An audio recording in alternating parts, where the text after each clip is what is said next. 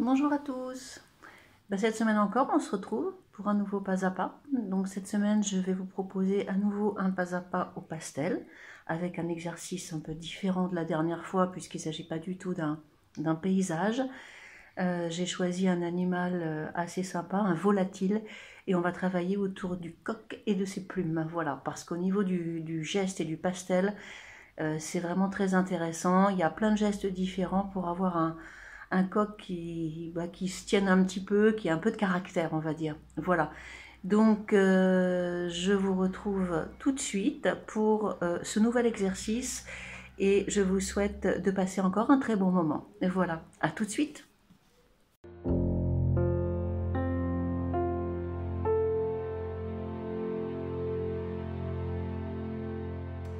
Et bien voilà, le fameux coq qu'on va dessiner ensemble au pastel. Vous voyez, donc une palette de couleurs extrêmement variées. On est sur des rouges, orangés, jaunes, couleur feu, terre. Et puis on est sur des bleus. Donc on a toute la palette du cercle chromatique ici. Et dans un premier temps, avant de passer évidemment à la couleur, il va falloir dessiner le coq. Et donc je vais essayer avec vous de faire en sorte de le dessiner correctement. Pour ça, comment est-ce qu'on fait? C'est tout simple. On apprend à simplifier les formes en forme géométrique. Chaque chose que vous pourrez dessiner, essayez de les voir sous forme de forme géométrique. Voilà. Donc, j'ai fait un premier jet pour que vous puissiez comprendre et me suivre plus facilement, puis que la vidéo ne dure pas non plus trop longtemps. Vous allez avoir besoin de papier calque pour poser sur le sujet tout simplement de cette manière-là. Voilà. Et on va tout simplement essayer de regarder quelles sont les formes simples que ce coq nous évoque. Voilà. Ce qui va être beaucoup plus facile ensuite à dessiner. Donc, ici, je vais dessiner un triangle sans pointe, d'accord? Donc, je vais le couper ici, assez large de base, d'accord? Voilà, et assez grand. Ensuite, je vais prendre la mesure de ce triangle, d'accord? C'est ce qui va nous servir d'étalon, d'accord? De base. Je vais le redescendre une fois et je vais m'apercevoir que la hauteur de cette forme est équivalente à la hauteur de celle-ci. C'est une indication qu'il faut retenir, ok? Voilà. Donc ensuite, je vais tracer le parallélépipède qui forme le bas du corps, ok? Donc là, on est sur un parallélépipède rectangle, d'accord? La hauteur ici est la même que celle-là. Pour le moment, vous décalquez, donc ça ne pose pas de problème. Mais il y a un moment donné, il va falloir reproduire ces formes. Donc c'est bon d'avoir quelques outils et quelques repères. Voilà. Ensuite, ici, j'ai une forme qui est légèrement arrondie ici. Et pour la queue, alors là, c'est pas compliqué. On va laisser les plumes qui sont un petit peu folles là en haut et venir faire un arc de cercle. D'accord? Pour la tête, on a ici un rond pour l'œil. Ce rond chevauche cette ligne. Ok. On a ensuite un rond un peu plus oblong, un peu plus ovale sur le dessous. C'est pour l'espèce de truc qui est en dessous, je ne sais pas comment ça s'appelle. Et puis ici, on a éventuellement un ovale. Ensuite, la crête, elle vient raser l'œil là, hein, d'accord? Et c'est un rectangle, un parallélépipède également, hein, puisque on a un angle ici qui part légèrement sur le côté gauche. Voilà. Pour le bec, c'est pas compliqué. On a encore un parallélépipède. Une fois que vous avez simplifié ces formes-là, vous allez pouvoir les reproduire. On voit ça dans les livres d'enfants, hein, tout simplement, quand on apprend à dessiner une voiture, un vélo. Il y a plein de bouquins en édition comme ça, enfantine, qui permettent tout simplement d'avoir une vision beaucoup plus simple et globale avant de rentrer dans les détails. Encore une fois, tout le monde sait dessiner, mais personne ne sait regarder. À partir du moment où vous aurez commencé à aiguiser votre regard et à partir du moment où vous regarderez correctement, vous verrez que vous savez dessiner. Voilà. Donc j'enlève le calque, d'accord? Voilà, je pose mon sujet à côté.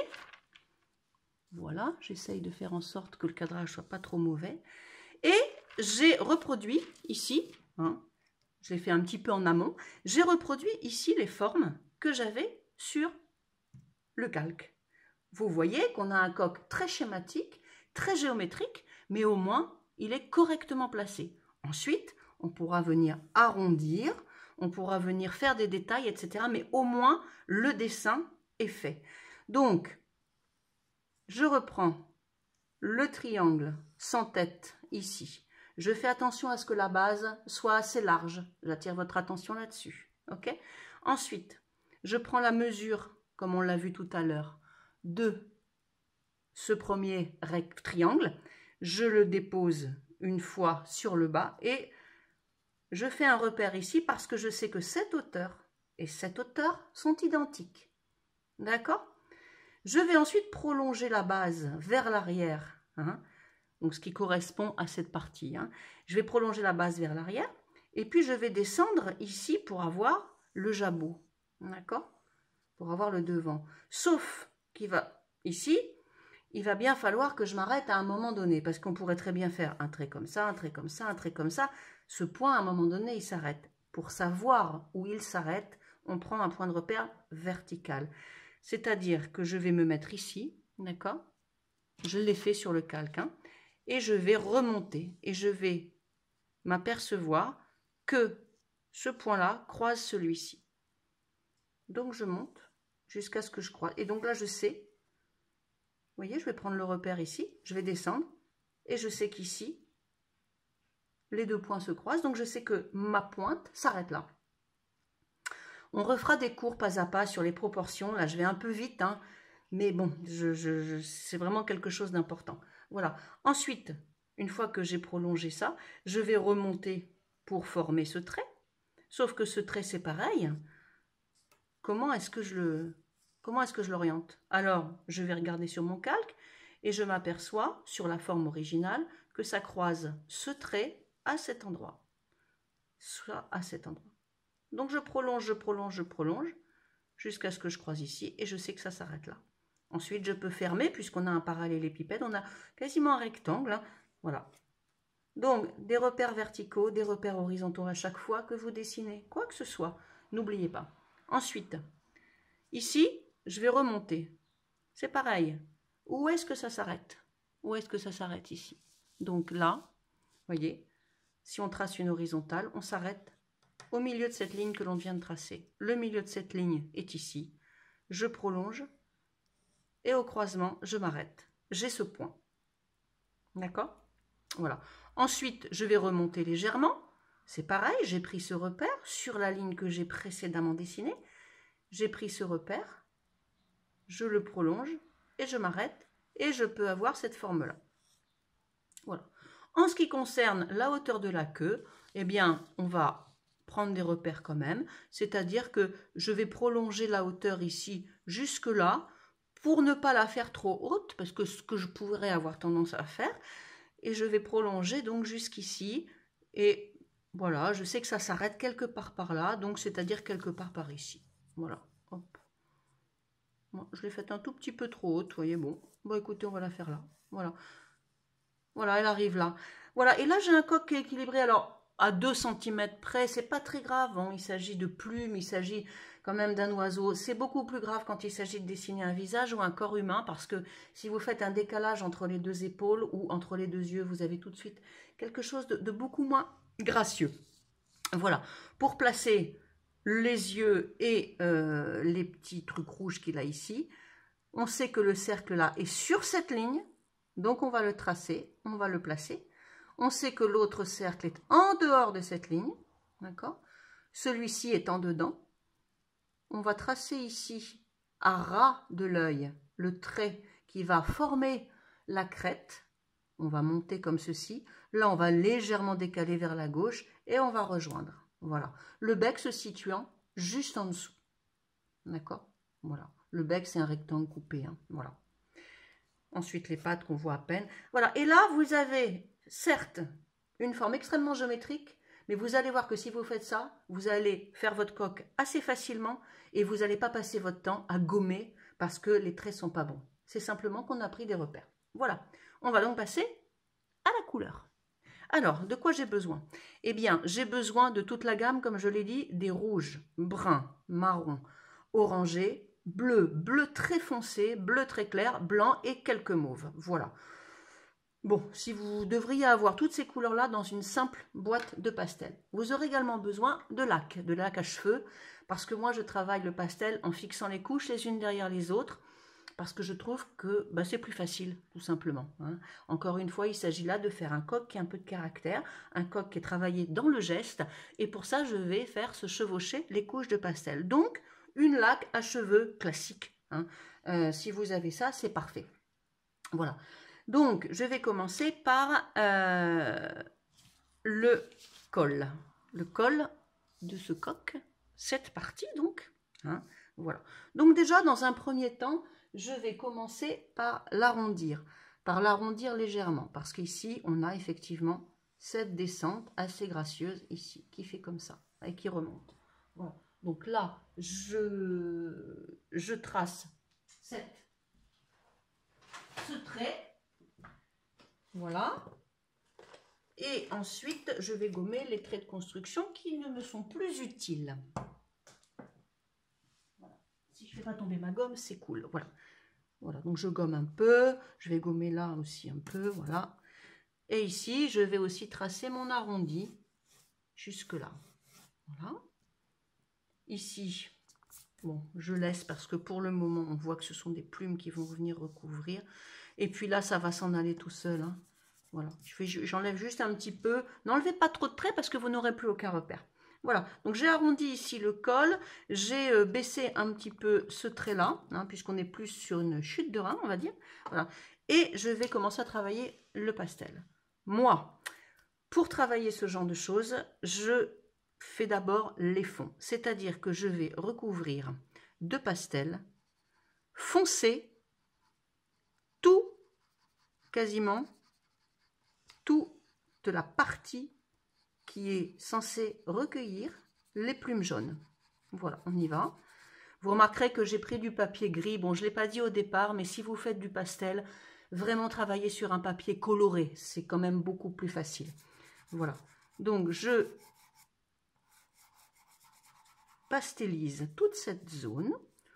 Voilà, je viens estomper avec mon doigt. Je mets ce que j'appellerai une première couche. Ça fonctionne pareil quand on fait des arbres, quand on fait des bouquets de fleurs. On pense à faire tout ce qui est sombre, parce que dans ce qui est sombre, il n'y a pas de détails. Donc, ça nous donne une masse. Voilà. Je vais peut-être insister un petit peu ici, parce que c'est manifestement plus foncé. Voilà. Ensuite, je vais utiliser des brins. Et là, je vais tourner de cette manière-là mon pastel. Là, je travaille sur la pointe, hein, et je vais venir faire des petites virgules, comme ceci. D'accord? J'essaye de regarder un petit peu les teintes. La photocopie n'est pas excellente. Là, on a du plus clair, mais je ne vais pas mettre du blanc. On ne met pas du blanc. Hein. Quand on éclaircit une teinte, on l'éclaircit dans sa nuance. Hein. On a parlé de valeur l'autre jour dans le pas à pas au stylo. Quand on éclaircit une couleur, on va plutôt l'éclaircir dans sa nuance inférieure. Donc là, je vais partir, hein, on est sur des bruns, donc je vais travailler sur des orangés. Je vais venir éclaircir légèrement. Voilà. Je vais descendre un petit peu, ici. Je vais aussi reprendre mon marron foncé pour accentuer certaines zones, pour assombrir. Quand on fait des cheveux, c'est pareil, hein, c'est exactement le même processus. Voilà. Et puis, je vais partir ici sur un jaune. Et petit à petit, vous voyez que j'essaie d'entremêler les couleurs. C'est-à-dire que je ne vais pas mettre le jaune sous le orange, mais je veux faire se chevaucher les teintes à la jonction. D'accord? Donc, vous voyez, si j'observe un petit peu, ça part un peu dans les deux sens. Comme ceci vers la gauche, comme ceci vers la droite. Des parenthèses, en fait, des sortes de virgules. Et puis là, je vais pouvoir élargir. C'est-à-dire que les plumes qui sont là semblent fines, celles qui sont là semblent plus larges. Donc, mon geste va être différent. C'est-à-dire que je vais appuyer un peu plus. Voilà. Et je vais donner l'illusion de plume plus grosse. En revanche, je vais être obligée ici de travailler encore les sombres, c'est-à-dire de venir foncer à nouveau tous les interstices où le jaune n'a pas été, n'a pas marqué. Voilà. Je rajoute un petit peu d'orange. Je ne vais pas trop loin parce que il y a le bleu ici et on voit que ça se chevauche. D'accord? J'aurais peut-être dû, effectivement, certains d'entre vous me diront, premier plan, arrière-plan, qu'est-ce que tu fais? Tu aurais peut-être dû faire l'arrière-plan avant. Ok, c'est pas faux, on pouvait travailler les bleus avant. Mais bon, dans un cas comme celui-là, on ne sera pas trop gêné. Voilà. Je vais revenir après par-dessus, c'est une première étape. On a ici le jabot du coq qui commence tout doucement à se dessiner. Je vais ensuite travailler mes bleus. Donc je vais prendre un bleu assez éclatant, assez lumineux, parce que là on a vraiment quelque chose de sympa. Et un bleu de Prusse. Le bleu de Prusse, je le rappelle, c'est un bleu extrêmement foncé. On appelle ça du bleu de Prusse en peinture. Je pense qu'en pastel c'est la même chose. Hein. Et on va ici venir mettre une première couche sur le fond. Ici. Voilà. Ensuite, on va délimiter ici l'espace, un léger trait où on va avoir du bleu. Voilà. Et là, il va y avoir l'espace où il y aura du violet. D'accord? Voilà.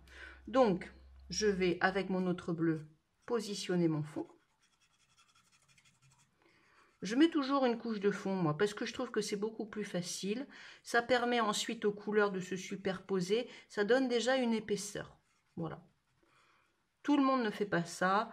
Encore une fois, il ne s'agit pas d'avoir une représentation extrêmement fidèle de la réalité, mais plutôt un dessin un peu qui a un peu de caractère, un dessin gestuel pour vous aider à maîtriser les outils et à les utiliser au mieux possible. Voilà, ici également, hein, on a un peu de bleu. Alors, je rappelle que vous pouvez...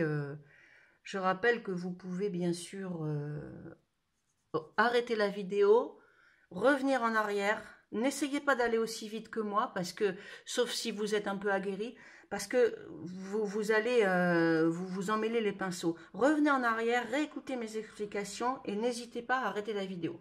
L'idée, c'est pas de le faire en 30 minutes comme moi, hein, c'est d'essayer de le faire correctement dans un premier temps. Voilà. Ici, donc, on a le bleu. Ensuite, on va passer sur un violet que l'on a là, un violet rouge. Alors là, moi, je mettrais, j'ai envie de mettre un brun rouge que j'ai déjà utilisé dans le pastel, le paysage au pastel.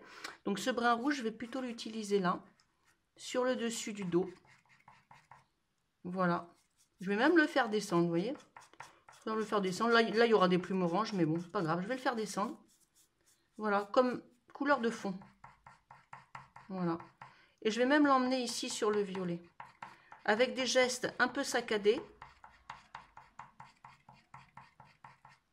Et j'étale, je recouvre de manière à avoir une couche. D'accord?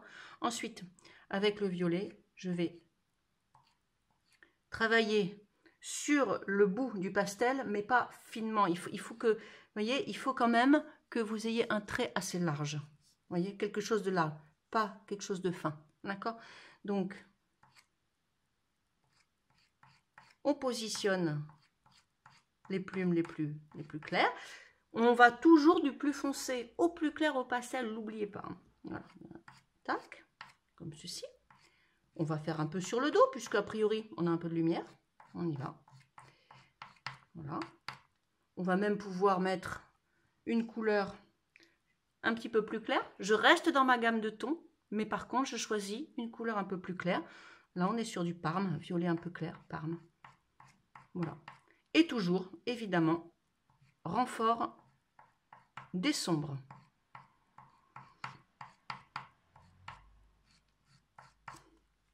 Ensuite, je pars avec mon orange pour la queue.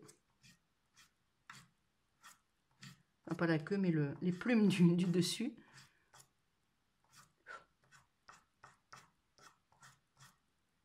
Orangé, un petit peu de brun. Mais vous verrez, on passera une autre couche tout à l'heure. De toute façon, c'est une première étape. Pour le bleu, idem. On est parti sur un bleu très très fort, très très lumineux. On va venir en deuxième couche prendre un bleu un peu plus clair.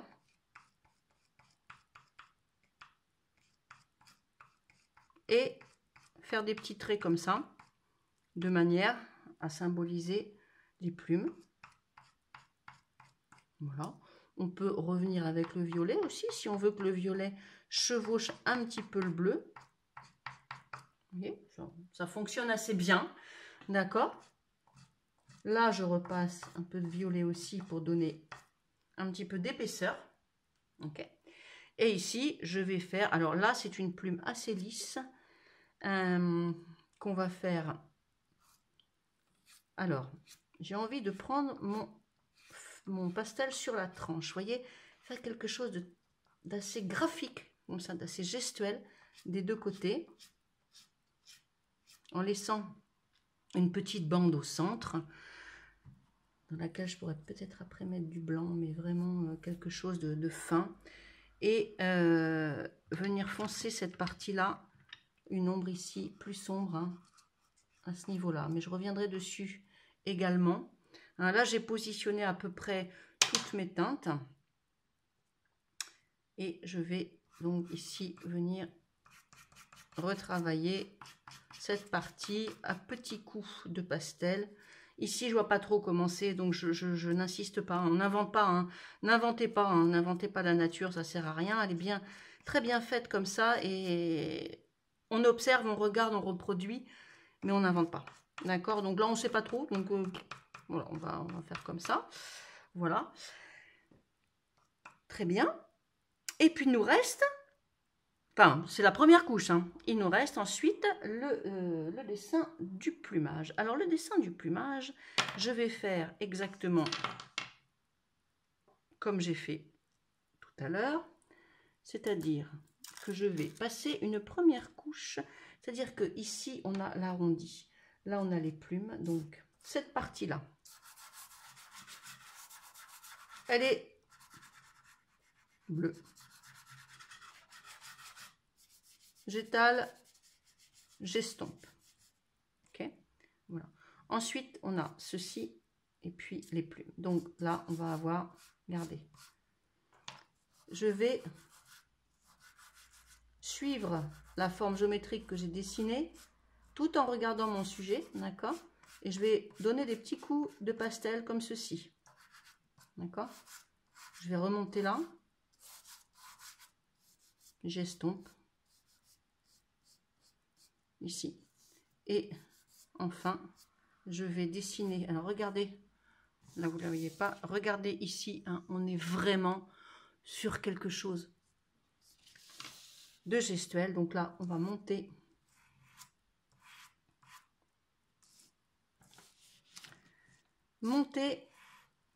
et redescendre comme ceci. Encore une fois, mon poignet ne bouge pas, enfin mon poignet bouge, pardon, mes doigts ne bougent pas, mon outil ne bouge pas. C'est mon poignet qui fait le geste, ok? Et on en a une également en dessous. Là, vous voyez ici, on en a une en dessous là, on en a une au-dessus. Là. Voilà, là, vous n'avez pas fait n'importe quoi, on a respecté ces formes-là. Voilà. Et là, on est à peu près pas mal sur l'ensemble. Voilà, vous voyez les pattes, je fais, bon, à la limite, un ergot, paf, et c'est tout. Je vais pas plus loin, je suggère. Quand je sais pas, je suggère. Voilà. Sinon, c'est pathétique, c'est comme si nous, on nous rajoutait des bouts, parce qu'on devine à peu près des excroissances qui sont des bras, des jambes, et puis on nous rajoute des morceaux. Non, voilà. Donc ensuite, la crête, pas compliqué, du rouge. Ça, c'est facile. Hein. Du rouge là, du rouge ici, qui n'est pas du rouge d'ailleurs. Je me suis trompée. Enfin bon, du orange fonctionne aussi. Hein. Un rouge là, un rouge sur le côté. Ici, on va entourer de rouge et laisser de l'espace pour du blanc et du noir. D'accord? Donc du noir au milieu et du blanc tout autour. Voilà. Et puis le petit bec. Alors le petit bec, j'avais envie de le faire blanc-jaune. Hein, voilà.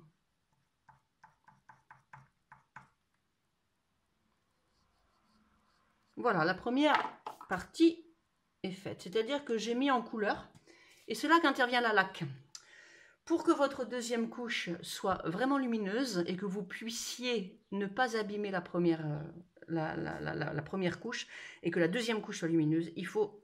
Bon, moi je laque en tout cas, d'accord? Donc on laque, on se met à environ 25 cm du sujet et puis on appuie. Voilà, on fait...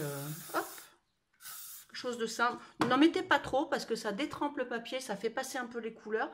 Alors vous voyez les couleurs là, du coup elles ont été humidifiées, donc elles s'assombrissent, c'est normal, mais ça va revenir. Ça va revenir et on va pouvoir retravailler tout ce qu'on a déjà fait, mais en ajoutant quelques petits détails. Voilà, donc on attend un peu que ça sèche, voilà, et on reprend nos couleurs. J'espère que c'est un peu humide. Donc vous attendrez, hein, attendez que ça sèche un peu, attendez que le produit s'évapore, attendez quelques minutes. Hein. Moi je ne vais pas attendre parce que sinon vous allez vous tourner les pouces. Voilà, et on va reprendre exactement les mêmes couleurs, mais on va repasser par-dessus. Et vous allez voir que comme les couches inférieures ne bougent pas, et ben du coup ça donne beaucoup plus de lumière. Et ça permet, voilà, une plus belle luminosité. Voyez. Et là, je refais les traits que j'ai déjà faits. Voilà, je repasse en jaune ici. Alors là, je suis sur des traits un peu fins, d'accord? C'est ici que je commence à épaissir, voyez? Si j'ai mis trop de jaune, je reviens avec du plus foncé. Je peux même ici augmenter les sombres. Hein. J'augmente les sombres.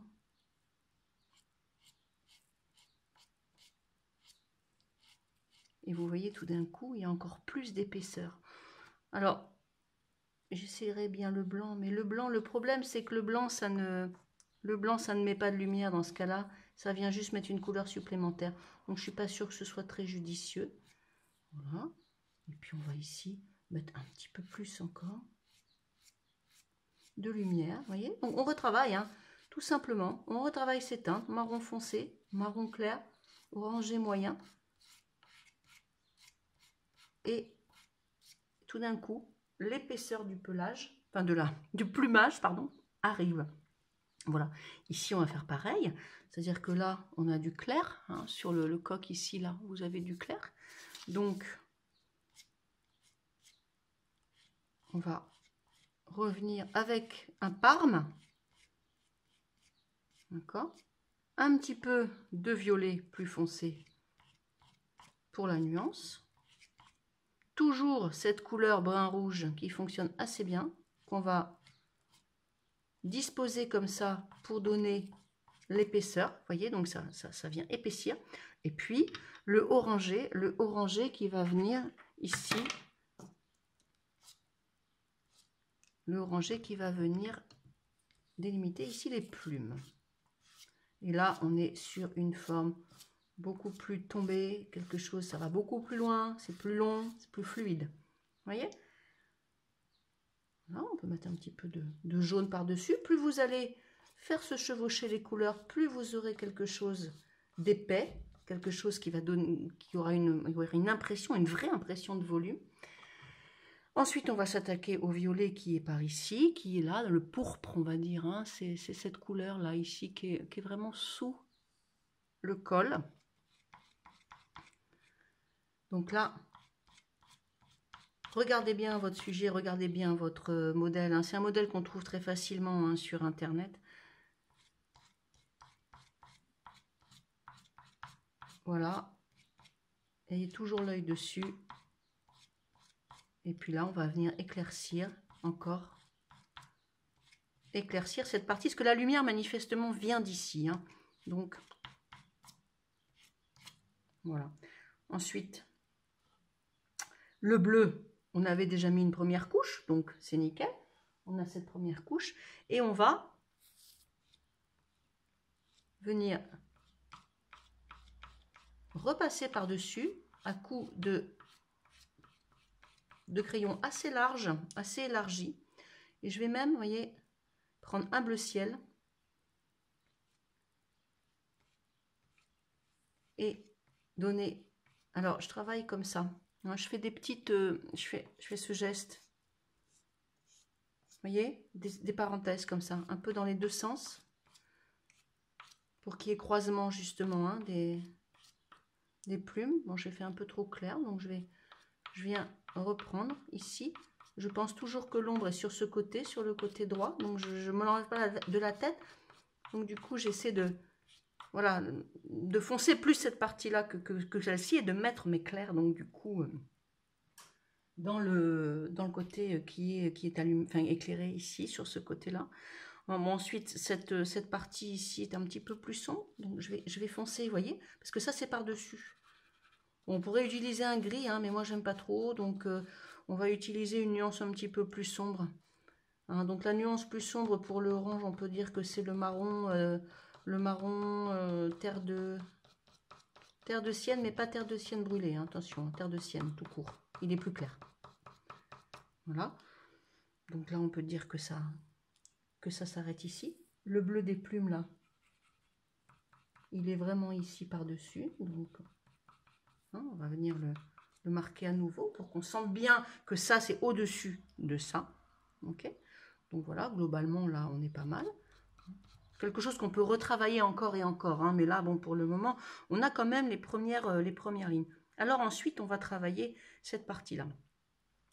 Je disais donc, j'ai une petite coupure, veuillez m'en excuser, je disais donc qu'il va falloir travailler ces plumes là. Donc du coup je les ai faites, hein. J'ai dessiné ici chaque plume, hein, parce qu'ici on peut en distinguer plusieurs quand même, donc j'ai dessiné chaque plume. J'ai ensuite éclairci avec un bleu ciel le côté droit, d'accord, et ensuite j'ai positionné le centre des plumes que l'on voit ici, qui caractérise les plumes. J'ai positionné un trait sur ce qui peut être le centre d'une plume, mais je n'ai pas fait de trait systématique, c'est juste un petit trait qui n'englobe pas la totalité de la plume, hein. D'accord? Donc j'ai éclairci cette partie droite et j'ai travaillé au foncé cette partie gauche.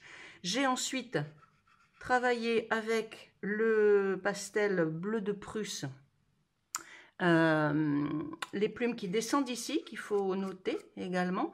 Et puis toute cette partie-là, j'ai travaillé l'éclairage sur la partie supérieure avec des bleus clairs et des bleus un peu plus foncés. Je me suis aussi amusée à dessiner ce petit décroché qu'on peut avoir sur les plumes de temps en temps au bord de la mer quand on les ramasse. Et effectivement, j'insistais tout à l'heure sur le fait que peindre, dessiner, c'est aussi interpréter la nature. Alors non, ce ne sont pas exactement les mêmes couleurs que ce qu'il y a ici sur le modèle, hein, mais encore une fois, ce sont des encres d'imprimerie et on est là aussi pour s'amuser. Et puis mettre les couleurs qu'on a envie de mettre, même si on veut rester près de la réalité. Voilà, donc là, une fois que j'ai fait ces plumes, donc j'ai bien aussi dessiné cette plume-là, le geste, je répète, important ici, celles qui sont en dessous, un peu d'épaisseur ici, d'accord? Voilà, ok. Bon, ça, j'enlève. Et puis ici, on va avoir un fond sombre, parce qu'il va bien falloir poser le clair, et les plumes qui sont au-dessus qui sont claires. Alors celles-là, par contre, il ne va pas falloir faire n'importe quoi. On va essayer de les placer telles qu'elles sont. Je vais faire celle-ci. Donc je pars vers le haut, je descends. D'accord? Je pars vers le haut, je descends. Ensuite, j'ai celle-là qui part d'ici. D'accord? Donc j'essaye de ne pas trop dessiner. De pas trop dessiner dans le sens, voilà, je fais une plume, c'est quelque chose qui est posé, c'est vif quand même. Voilà, je fais celle-là.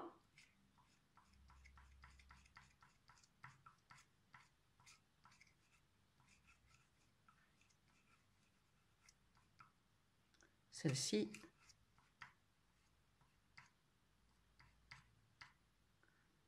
Et ensuite, je vais prendre un bleu plus foncé.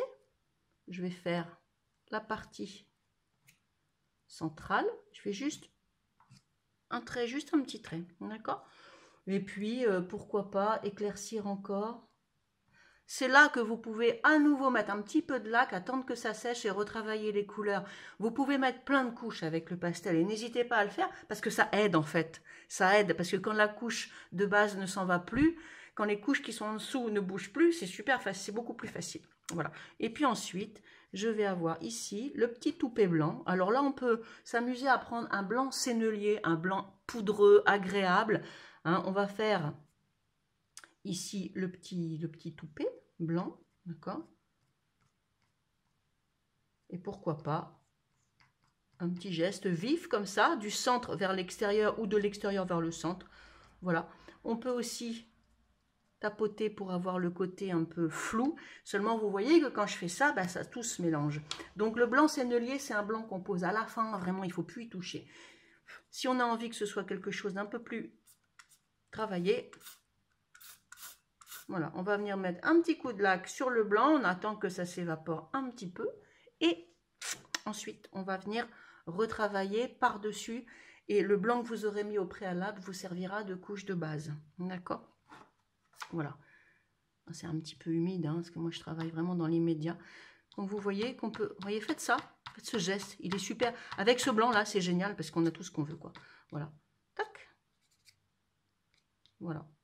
Vous avez donc ici le petit toupet du coq. Ici, on pourra remettre éventuellement du blanc. D'accord? Et puis, retravailler les pics de la crête. Hein. Donc là, on essaie d'observer. Me faites pas un truc comme ça. Hein. Regardez comment c'est fait. D'accord? Donc, on a un arrondi. D'accord? Ensuite, on a une pointe qui va vers le haut. Assez large là. Ok? Ensuite, on a ceci. Et puis là, regardez, 4 pics qui descendent par ordre décroissant. 1, 2, 3 et 4. Voilà. Voilà. Après, bah, j'apporte des petites retouches. Hein, ça, je vous laisserai améliorer, affiner, relaquer, remettre du sombre. Plus vous allez retravailler, plus votre coque prendra de l'épaisseur. Voilà. Et puis, bah, le petit bec, on est sur un blanc jaune. Hein, voilà. Voilà. Et là, on a un coq super sympa, qui est là, qui est présent, et puis qui fonctionne pas mal finalement au pastel, hein, avec les gestes appropriés. Ce qui peut être très sympa également, et je vous encourage à le faire, c'est de travailler grand pour avoir un geste large. Voilà. Mais écoutez, j'espère que vous avez passé encore un bon moment, enfin en tout cas que vous passerez un bon moment en réalisant ce dessin au pastel. Hein, j'espère que vous allez vous amuser. Voilà. Et puis, surtout, n'oubliez pas de vous abonner à la chaîne si vous voulez recevoir les vidéos régulièrement. Hein, il y a Traverti à chaque fois qu'il en sort une. Voilà. Je vous dis à très vite et on se retrouve dans une dizaine de jours pour une autre vidéo. À très bientôt et portez-vous bien.